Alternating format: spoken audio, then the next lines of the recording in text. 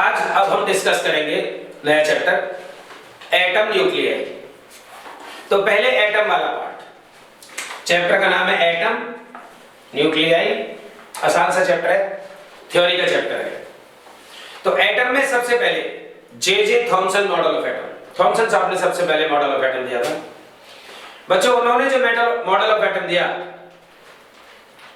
वो गलत ही निकला। उन्होंने कहा था कि जिस तरीके से वाटरमेलन के अंदर उसके सीड्स होते हैं ऐसे इलेक्ट्रॉन्स अरेंज होते हैं, तो ये बात ठीक नहीं निकली। उसके बाद मॉडल ऑफ एटम दिया जे थॉमसन साहब ने, सॉरी रदरफोर्ड साहब ने। और रदरफोर्ड साहब ने जो मॉडल ऑफ एटम दिया वो काफी एक्यूरेट था और है एक्यूरेट। तो उन्होंने कुछ पोस्टुलेट्स कहे, पोस्टुलेट्स आप एज इट इज, बिल्कुल एज इट इज अपने नोट से पढ़े, मैं सिर्फ समझा देता हूं। क्या कहा पहले पोस्टुलेट में उन्होंने कि एटम में जो न्यूक्लियस है वो पॉजिटिव होता है क्योंकि उसके अंदर प्रोटॉन्स रहते हैं। रहते तो उसके अंदर न्यूट्रॉन्स भी हैं, लेकिन न्यूट्रॉन्स आपको पता है उन पे कोई चार्ज नहीं होता। और जितने प्रोटॉन उसके अंदर है न्यूक्लियस के, तो न्यूक्लियस तो पॉजिटिव हो गया, उतने ही इलेक्ट्रॉन उसके चारों तरफ घूमते हैं न्यूक्लियस के। तो क्या बात पता लगी आपको कि न्यूक्लियस पॉजिटिव है? ये बात बताई रदरफोर्ड साहब ने। और न्यूक्लियस के अंदर प्रोटॉन और न्यूट्रॉन है। उन्होंने अगले पोस्टुलेट्स में साइज ऑफ एटम बताया, साइज ऑफ न्यूक्लियस बताया। 10 की पावर -10, 10 की पावर -15 आपको याद रखने हैं मीटर में। फिर उन्होंने अगले पोस्टुलेट में बताया कि इलेक्ट्रॉन्स जो हैं वो अराउंड द न्यूक्लियस घूमते हैं। बच्चों रदरफोर्ड साहब ने बताया कि इलेक्ट्रॉन्स अराउंड द न्यूक्लियस घूमते हैं, वैसे ही घूमते हैं जैसे प्लैनेट्स घूम रहे हैं अराउंड द सन। तो ये पोस्टुलेट्स रदरफोर्ड साहब ने बताया। ये चारों पोस्टुलेट्स आपको याद होने चाहिए। फिर रदरफोर्ड साहब ने कंफर्म कराइए कि साहब न्यूक्लियस पॉजिटिव है। कैसे पता लगा उनको? Rutherford alpha scattering experiment. बच्चों रदरफोर्ड अल्फा स्कैटरिंग एक्सपेरिमेंट ध्यान रखना, गीगर एंड मार्सडन नाम से आपके बोर्ड के एग्जाम में आ जाता है। गीगर एंड मार्सडन, एनसीईआरटी ने वही दिया हुआ है, रदरफोर्ड अल्फा स्कैटरिंग एक्सपेरिमेंट। आपको पढ़ना डिटेल में नोट से है, मैं आपको सिंपली है समझा देता हूं। देखिए ये रहा गोल्ड की फॉइल और आप पढ़ने जा रहे हैं Rutherford alpha scattering experiment. Rutherford alpha scattering experiment, ये रही गोल्ड की foil. Alpha particle, alpha particle चला ऐसे और बच्चों यहां पे आके वो रुक गया। जब वो यहां आके रुक गया तो सिर्फ रुका ही नहीं, वापस भी चलने लग गया। क्यों चलने लग गया वापस? भाई अल्फा तो पॉजिटिव चार्ज है ना, और वापस इसलिए चलने लग गया क्योंकि यहां न्यूक्लियस है और न्यूक्लियस खुद पॉजिटिव था, तो पॉजिटिव ने पॉजिटिव को रिपेल कर दिया।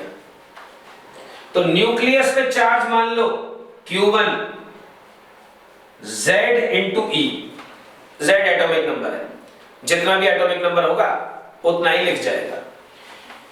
और अल्फा पार्टिकल को मान लो alpha particle Q2 2 into E। तो बच्चों जो ये बीच में डिस्टेंस बची R0, इसको कहते हैं डिस्टेंस ऑफ नियरेस्ट अप्रोच। ये डिस्टेंस ऑफ नियरेस्ट अप्रोच होती है, यही हमने आपको निकाल के देनी है। तो ये पार्टिकल अपने ही पाथ पे वापस आ गया। बाकी पार्टिकल्स का क्या हुआ, बाकी अल्फा पार्टिकल्स, ये अल्फा पार्टिकल ऐसे चला गया, ये अल्फा पार्टिकल ऐसे चला गया, देखो रिपल्शन तो लग रही है ना इन पे भी, कुछ पार्टिकल ऐसे चले गए अल्फा, तो ये रदरफोर्ड अल्फा स्कैटरिंग एक्सपेरिमेंट था। अब ये जो डिस्टेंस ऑफ नियरेस्ट अप्रोच है, डिस्टेंस ऑफ नियरेस्ट अप्रोच, देखो इसको कैसे निकालोगे, पार्टिकल चलता गया चलता गया चलता गया, यहां जाके रुका और रुकने के बाद वापस हुआ, means potential energy kinetic energy में कन्वर्ट हो गई। तो ये रहा जी आपका पोटेंशियल एनर्जी कन्वर्ट हो गई काइनेटिक एनर्जी में, डिस्टेंस ऑफ नियरेस्ट अप्रोच का डेरिवेशन है ये। तो पोटेंशियल एनर्जी क्या हो गई, negative k q1 q2 upon r, और r नॉट लिखो। नेगेटिव क्यों लगाया बच्चों, क्योंकि पोटेंशियल एनर्जी नेगेटिव होती है। काइनेटिक एनर्जी बन गई हाफ m वेलोसिटी स्क्वायर, तो नेगेटिव k, और k आप जानते होंगे इलेक्ट्रोस्टैटिक से, k मैं आपको बता दूं, अलग से लिख देता हूं लो, k is equals to 1 upon 4 pi epsilon naught, electrostatics में है, याद आ गया होगा। तो negative k q1 q2 by r naught, तो नेगेटिव k q1 हो गया ze, q2 हो गया 2e divided by r naught is equals to half mv square. तो हाफ mv स्क्वायर आप यहां लिख सकते हैं, हाफ mv स्क्वायर। अब m किसका है, ये कौन मूव कर रहा है, अल्फा पार्टिकल, तो मास अल्फा पार्टिकल का हो गया। तो negative k 2 z e square divided by half mv square is equals to r naught. So this is distance of nearest approach or distance of closest approach. तो कुछ भी बोले इसको, distance of nearest approach और closest approach। तो ये था आपका ये टॉपिक। इसमें एक डेफिनेशन और है बच्चों, इम्पैक्ट पैरामीटर, आप अपने नोट से देखें। तो एक तो ये चीज पूछी जा सकती है, लेकिन जो सबसे ज्यादा इंपॉर्टेंट टॉपिक है वो अब मैं आपको पढ़ाने जा रहा हूं।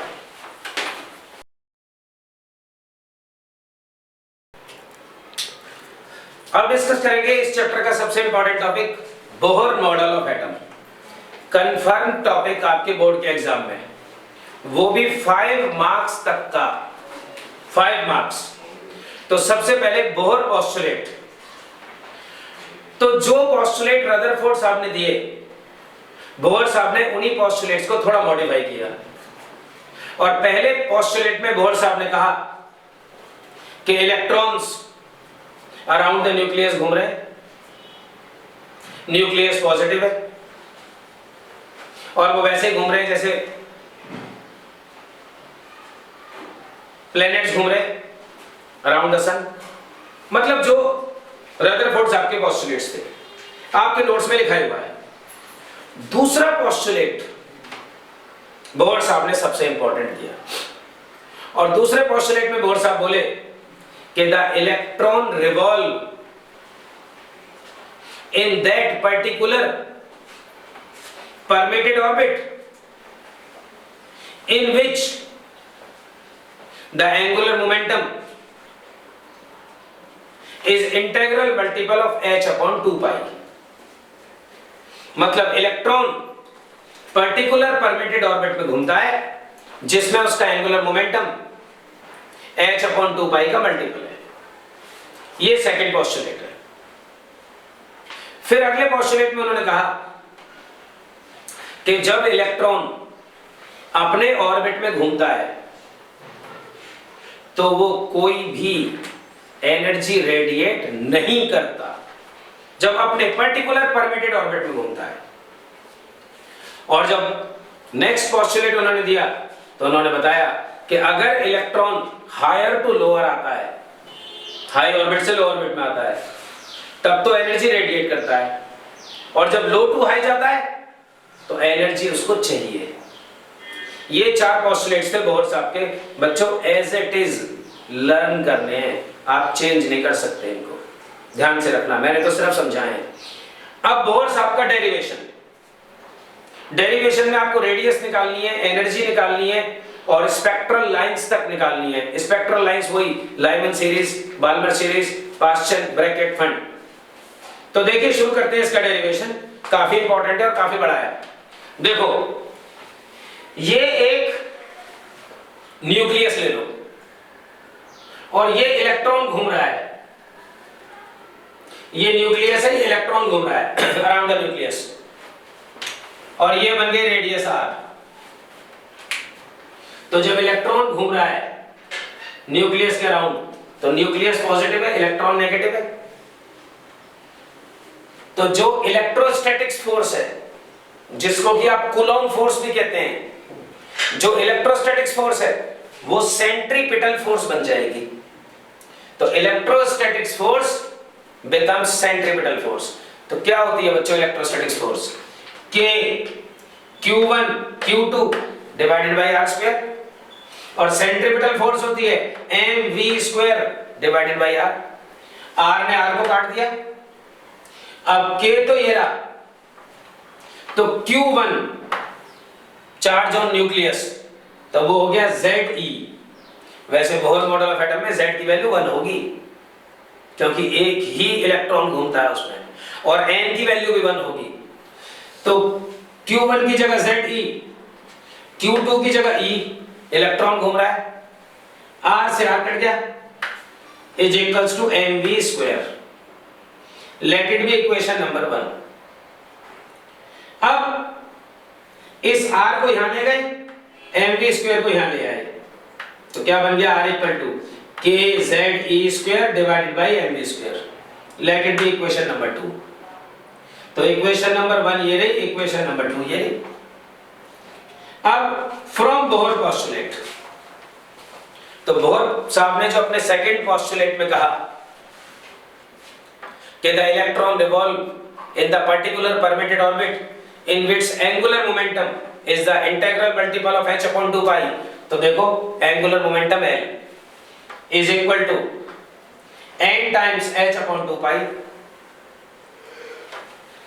L की जगह mvr, ये एंगुलर मोमेंटम का फार्मूला है बच्चों, 11th क्लास में था। तो L is equals to mvr is equals to nh upon 2 pi. तो यहां से आप r निकाल लो, mv को नीचे भेज दिया, तो ये आ गया r nh अपॉन में 2 पाई mv। Late it be equation number 3। तो इक्वेशन नंबर 2 ये रही r, इक्वेशन नंबर 3 ये रही r। इन दोनों को इक्वेट कर दो भाई, ये भी r इक्वल टू ये है, ये भी r इक्वल टू ये है। तो from 2 and 3 this equal to this, तो v से v काट दो, m से m काट दो, तो ये जो v बचा इसे निकाल लो भाई। ये जो v बचा, ये v यहां ले आओ, इसको इधर भेज दो, इसको इधर भेज दो, तो v इक्वल टू क्या रह गया? kZe square 2 pi divided by nh। Now this is equation number 4। अब फाइनली ये जो इक्वेशन नंबर 4 है, इसको 3 में पुट कर दो, ये रहा r। तो पुट 4 इन 3, तो r इज इक्वल्स टू, देखो बच्चों यहां पुट कर रहे हैं हम, तो nh, तो ये रहा nh 2 पाई m ये रहा, और v की वैल्यू यहां से यहां रख दो।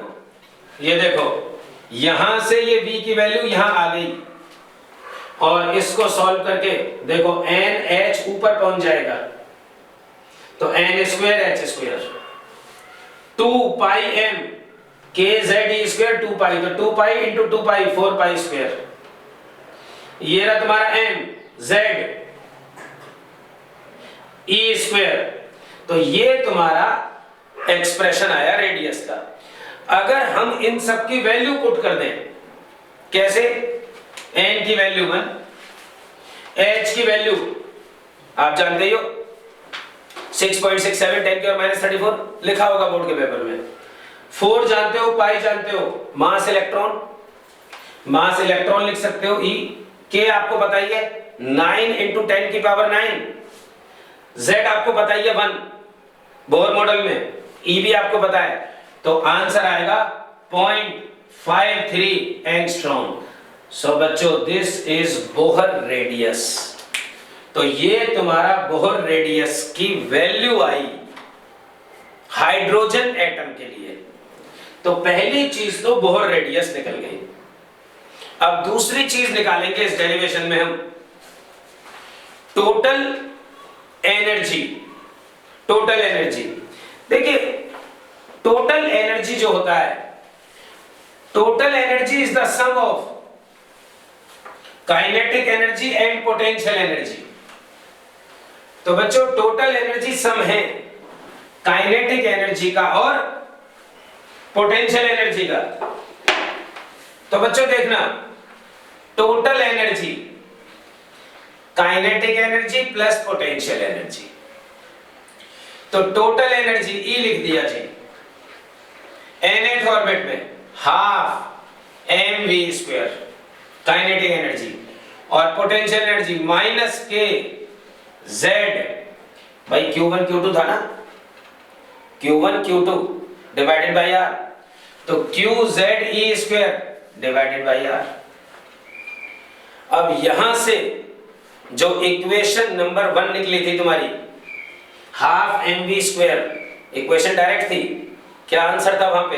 देखिए जी, वहां पे जो आंसर था इक्वेशन नंबर 1 वो था kze²/r, mv² की वैल्यू यहां पुट कर दो फ्रॉम इक्वेशन नंबर 1, तो E net is equals to half, क्या था बच्चों?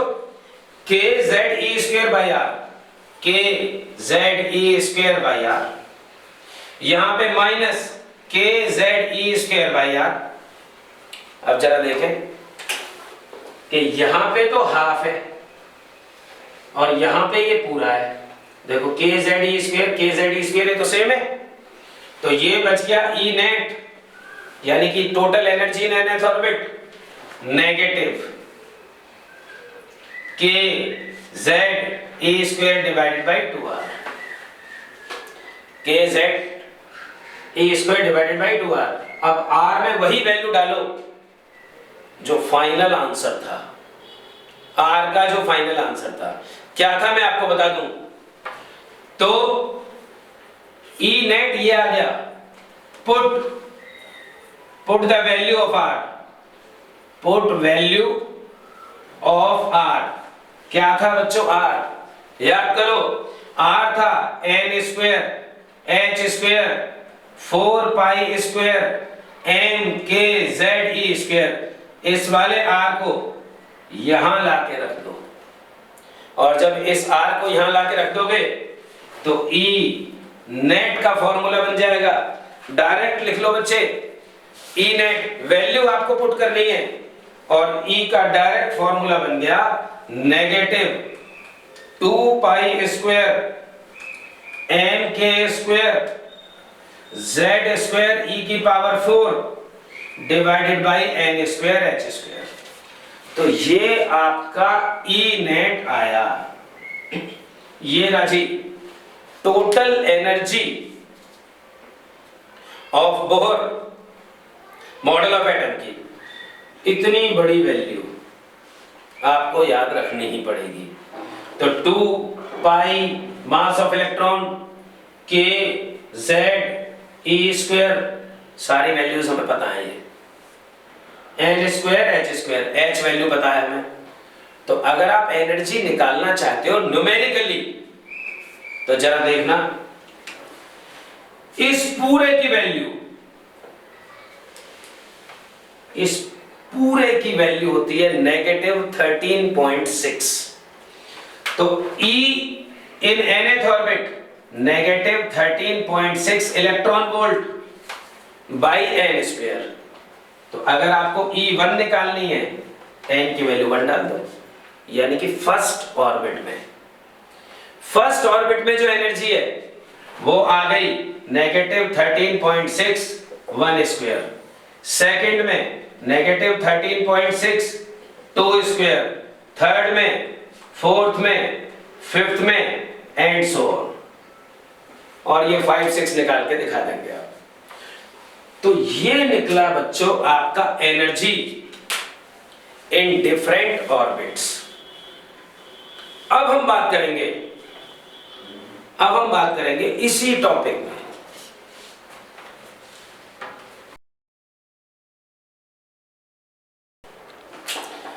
तो अब देखना बच्चों, टोटल एनर्जी आपने निकाल ली।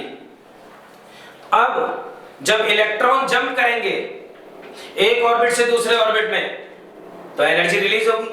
तो वही एनर्जी रिलीज आप ये निकाल रहे हैं कि देखिए net energy final minus initial, यानी कि अगर वो किसी भी हायर ऑर्बिट से लोअर ऑर्बिट में आ रहा है तो En2 माइनस En1, ये फाइनल ऑर्बिट, ये इनिशियल ऑर्बिट, 2 और 1 को आप फाइनल इनिशियल भी लिख सकते हैं।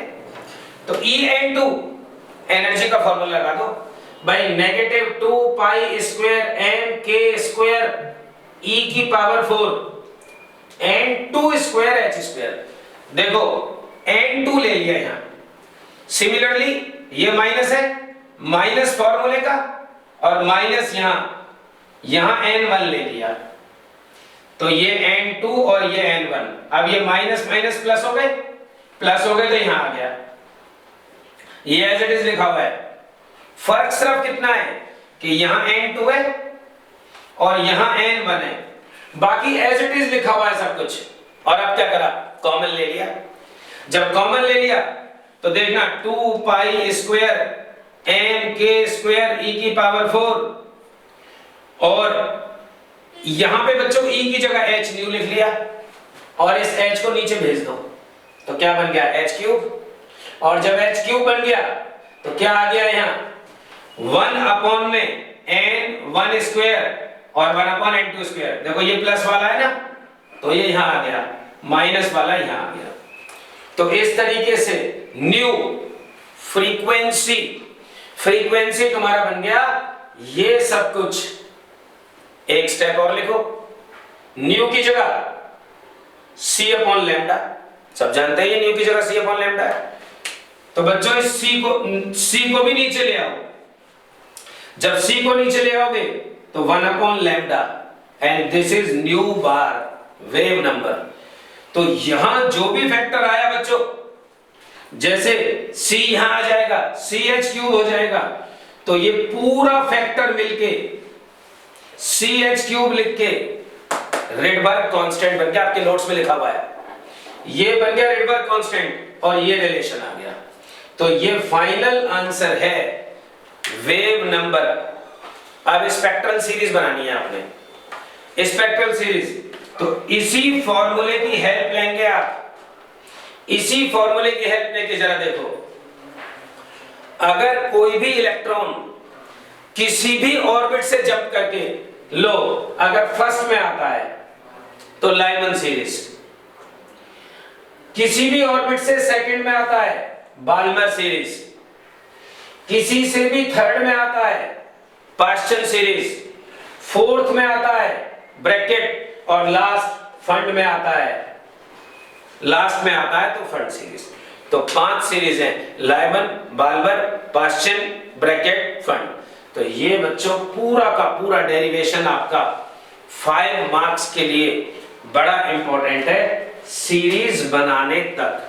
तो रेडियस से स्टार्ट करके लास्ट यहां सीरीज बनाने तक 2-3 डेफिनेशन आपको याद करनी है इस चैप्टर में, पोटेंशियल, एक्साइटेशन पोटेंशियल और आयोनाइजेशन पोटेंशियल। ये डेफिनेशन आपके नोट्स में इस चैप्टर में बच्चों Rutherford model of atom, alpha scattering experiment, और ये बोहर के पोस्टुलेट और बोहर का डेरिवेशन, ये आपका आएगा, न्यूमेरिकल्स आपको क्लास में कराएंगे ही। चैप्टर खत्म।